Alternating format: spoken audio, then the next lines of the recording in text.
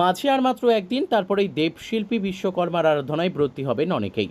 এই বিশ্বকর্মা পুজোকে কেন্দ্র করে এখন চরম ব্যস্ততা মৃৎশিল্পীদের মধ্যে। প্রান্তে মৃৎশিল্পীরা দিনরাত এক করে তৈরি করে চলেছেন বিশ্বকর্মার মূর্তি। এখন চলছে শেষ মুহূর্তের প্রস্তুতি। মৃৎশিল্পীদের বক্তব্য অনুযায়ী এবছর মূর্তির চাহিদা অনেকটাই কম।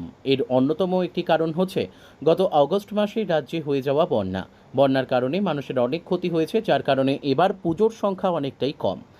এই পরিস্থিতির মধ্যে দাঁড়িয়ে মৃৎশিল্পীরাও মূর্তির দাম বিগত বছরগুলির মতোই রেখেছেন।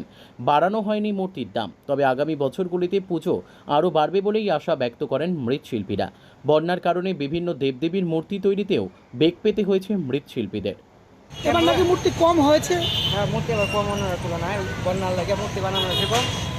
হ্যাঁ, তার জন্য মূর্তি এবার কম মার্কেটে কম দেখা যাচ্ছে। হ্যাঁ, আরো আসবো রাত্রেবেলা আসবে, এই জায়গাটা ভরবে।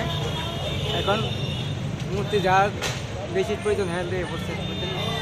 আর চাহিদা কিরকম আছে? চাহিদা আছে মোটামুটি, সেই চাহিদা নাই। Bureau report, news daily Bharat.